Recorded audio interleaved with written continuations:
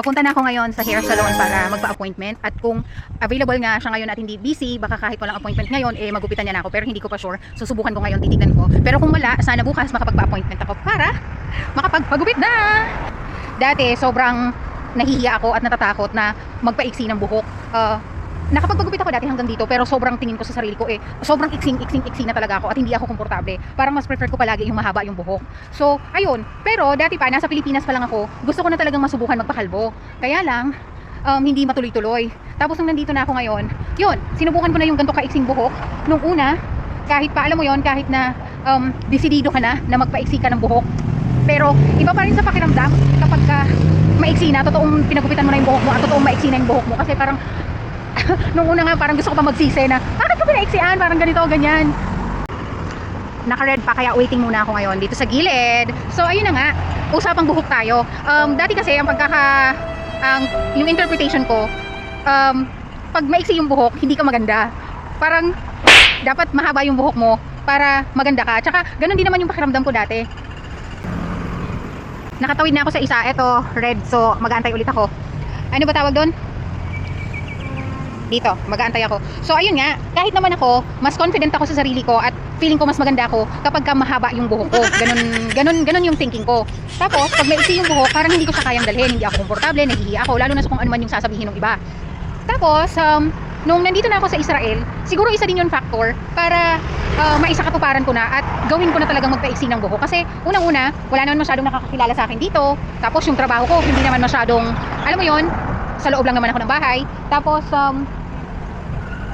siguro isa yon sa naka-apekto sa desisyon ko na ituloy na magpagupit na ng buhok. Kasi kung sa Pilipinas, ay mahihiya siguro ko, tsaka magsisisi ng sobra-sobra na magpapaiksi ako ng buhok. Yung parang hindi ko pa siya kayang dalhin. Siguro lang. Minsan kasi iniisip lang natin na hindi natin kaya hangga't hindi natin ginagawa. Pero once na ginawa mo na, 'di ba? Minsan kasi 'di ba may mga bagay na ino-overthink ko na alam ko anong mangyayari, ganito ganyan, hindi ko pa nga ginagawa. Tapos ayun, malalaman mo naman kung ano yung totoong mararamdaman mo kapag ginawa mo na, parang gano'n. So yun, ako nung una, nung pinagupitan ko yung buhok ko, medyo may pagsisisi kasi syempre, may mga nakakakilala pa rin sa'yo kahit paano. Tapos nakita kang maiksi yung buhok, para first time din nilang makita ka na maiksi yung buhok, kahit sila magugulat din. At yung mga initial reactions din nila na yung iba, syempre magsasabi na bagay sa'yo, okay sa'yo yung ganung buhok, pero hindi rin maiiwasan na may magsasabi talaga sa'yo na hala, bakit ka nagpagupit, hindi bagay sa'yo, mukha kang lalaki, mukha kang ganito, ganyan. So hindi maiiwasan yon, at na-experience ko naman talaga yon nung nagpaiksi ako ng buhok.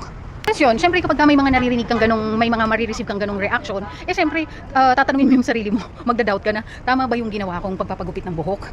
Pero napatunayan ko din na sa una lang naman ganun, mga after ilang days, ilang months, okay na, wala na, parang okay na, kaya nang dalhin, parang mai-immune ka na kung may magsabi man sa'yo ng bagay or hindi, masasanay ka na lang din. Kahit nandito nga ako sa Israel, kahit alam kong walang masyadong nakakakilala sa akin, kaya okay lang na magpaiksi ako ng buhok, iba pa rin sa pakiramdam nung totoong maiksi na yung buhok ko. Parang may mga panahon din na lumalabas ako at naglalakad na minsan may mga napapatingin sa akin, tapos feeling ko pinagtatawanan ako kasi hindi bagay sa akin yung buhok ko. May mga ganong thinking ako, parang ganon. Pero eventually, nung habang tumatagal na, tapos lumalabas na ako na ganon yung buhok ko, nasasanay na rin naman ako at okay na, parang nagiging komportable at kampante na ako na lumabas, gantong klase yung buhok ko.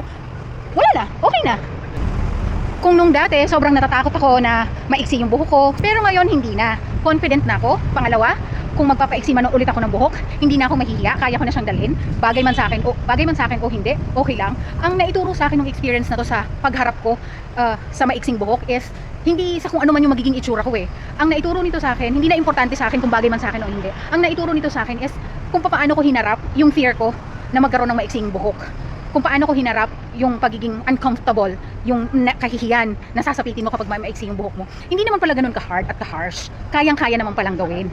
Akala lang natin hindi kaya, pero kaya naman palang gawin. Ang mahalaga sa akin ngayon is sinubukan ko, tinry ko, ginawa ko. Yun ang mas importante sa akin ngayon. Mas hindi ako magiging okay siguro kapag hindi ko sinubukan at hinayaan ko lang na gano'n. So at least ngayon, proud ako sa sarili ko na sinubukan ko magkaroon ng maiksing buhok. So ngayon nandito na ako sa harap ng hair salon kung saan ako magpapa-appointment. Pero ngayon busy siya, so baka hindi ako magupitan ngayon at baka bukas na lang. So ayun, pasok na ako, tatanungin ko na kung pwede magpa-appointment. Ayan siya. Ito ang salon.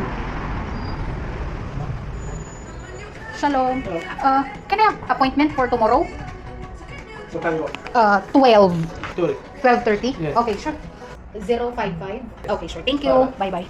Ayun, walang available ngayon kasi busy siya. So bukas may appointment ako ng 12:30.